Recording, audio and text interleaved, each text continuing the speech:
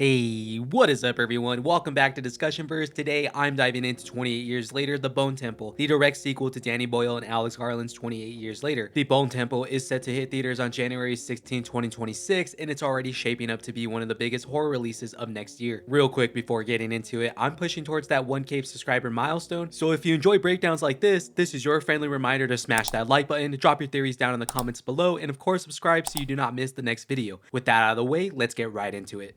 While we had Danny Boyle and Alex Garland come back for 28 years later, this time around it's going to be Nia DaCosta taking over the directorial duties for the Bone Temple. Meanwhile, Alex Garland is still handling the script and screenplay, and according to an interview DaCosta had done, it was his script that convinced her to take on the job, which arguably is a very tall task to take, especially when you're coming from Danny Boyle and Alex Garland and their huge success of the 28 Days Later going into 28 Years Later franchise itself. So very promising to see what's going to become of this movie. It has also been confirmed that this sequel was shot back to back with 28 Years Later, and the cast lineup is still the same and still stacked, as we have Alfie Williams returning as Spike, Aaron Taylor Johnson coming back as Jamie, Spike's father, Ralph Fiennes as Dr. Ian Kelson, and of course Jack O'Connell is coming back in that iconic role as Sir Jimmy Crystal, who, if you remember, appeared way more ominous than heroic in the last film. It's also confirmed that Cillian Murphy is expected to appear in the Bone Temple, though his role here is reportedly small. Despite that, I feel it's very safe to say that Cillian Murphy's role in the Bone Temple is still going to be very significant, and this would lead into the third installment for the trilogy, where we know his character Jim will have a more central role. Nia DaCosta has also talked about her approach with this film and has gone on to discuss how she made one major contribution to this movie, and that was bringing in more infected. And I, for one, accept that contribution, because I'm sure Alex Garland's script is amazing, but you gotta heighten the threat level even further here. DaCosta has also stated how her filming style will be more in the orthodox traditional sense rather than the iPhone handheld shooting style and on-the-ground camera work. I still wholeheartedly believe that she is going to keep the frenetic, chaotic energy that the franchise is known for. Alright, we're now moving into spoilery territory, so here's your heads up if you're trying to avoid those types of leaks. I completely understand and do respect it, so you can move on if you want. For those that are staying, let's get right into it. According to early test screening reports coming from comicbookmovie.com, Ralph Fiennes' Dr. Kelson has an even bigger role in the Bone Temple, with reaction calling his performance, quote, even better than the last film. The story reportedly builds towards a confrontation between Dr. Kelson and Sir Jimmy Crystal, played by Jack O'Connell. It's since been reported that the Bone Temple will feature a third act sequence that's already being described as one of the most shocking sequences of 2026. Those that were able to see this early test screening have described this as surpassing 28 Years Later, which is quite insane considering that it's just right around the corner in January of 2026. Speaking of Jimmy Crystal, played by Jack O'Connell, this is where things are going to get really dark, as we know how Garland wrote him in a very intentional nod to Jimmy Savile. But here's the catch: the survivors inside the quarantine zones, we have since learned that they have been cut off from the outside world for decades. They never received any news reports or any exposés or even understood the cultural reckoning that revealed Savile's true nature. To them, Jimmy Crystal would still be seen as a friendly entertainer type figure, someone from the old world who represents comfort and nostalgia. But as Spike will quickly learn, that reality beneath Crystal's smile is far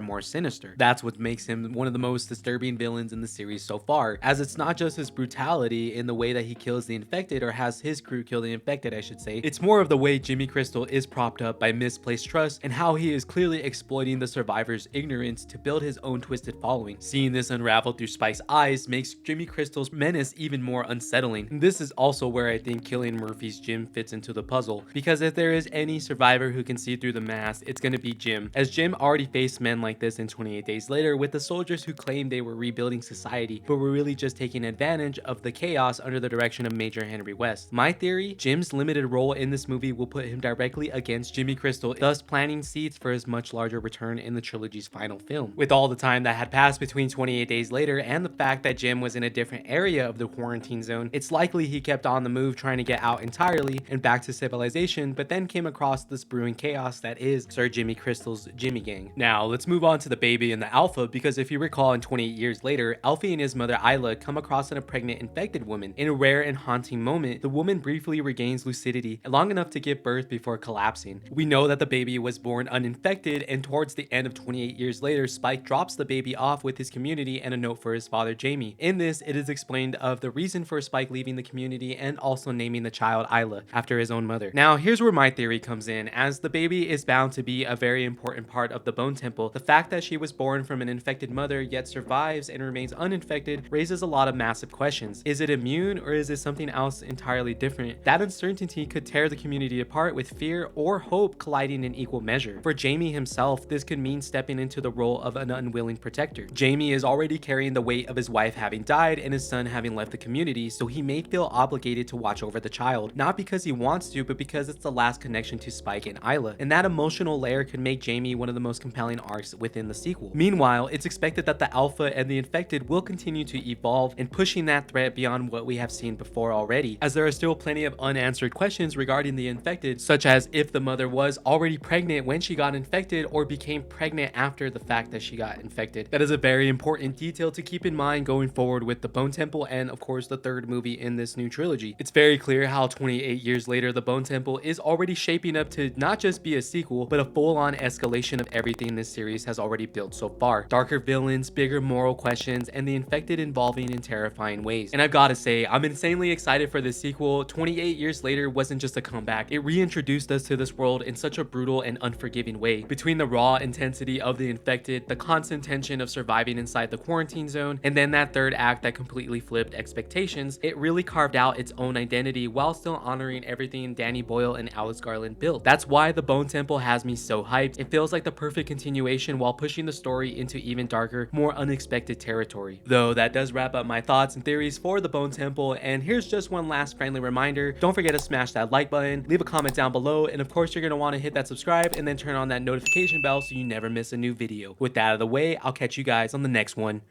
Peace!